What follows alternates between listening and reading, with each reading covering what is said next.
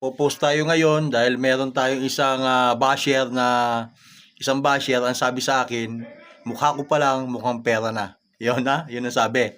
Ngayon, inggit na inggit siya sa atin dahil nakita niya tayo ay namamasyal. Doon pa sa mismong post natin nag-comment. Hindi doon sa political post, yung pamamasyal ng pamilya. Ngayon, kung hindi ba naman bobo ang lahat ng iniisip, yung mga ikaw daw ay bayaran pag pinagtatanggol mo ang gobyerno. Kahit na sinong gobyerno po, pagtatanggol po natin, kung tama naman ang ginagawa sa palagay po natin, yun po ang prinsipyo natin. Hindi po tayo maka-BBM pero pinagtatanggol po natin si BBM kasi nakikita po natin na siya ay maayos yung pamamahala.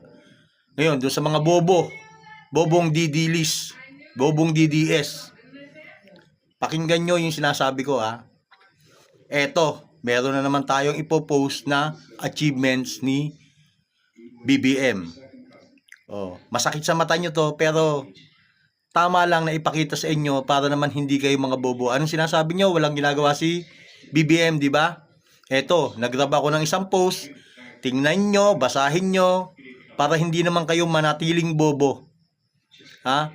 Manatiling bobo sa mga katangahan ninyo. Eto, wag patanga-tanga. Di ba? Wag nyong pasukin yung mga personal na ginagawa ng mga nagko-content para sa maayos na pamamahala ng Pangulo.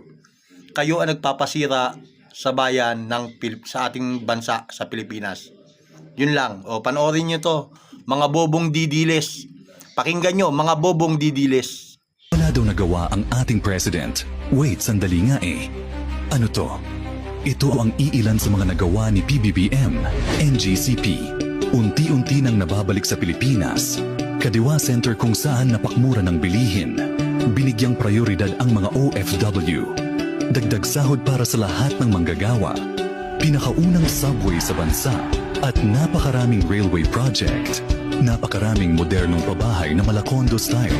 200k na land titles para sa mga magsasaka na sakop ng reforma sa lupa. Napakarami pang proyekto ng PBBM na nagawa na.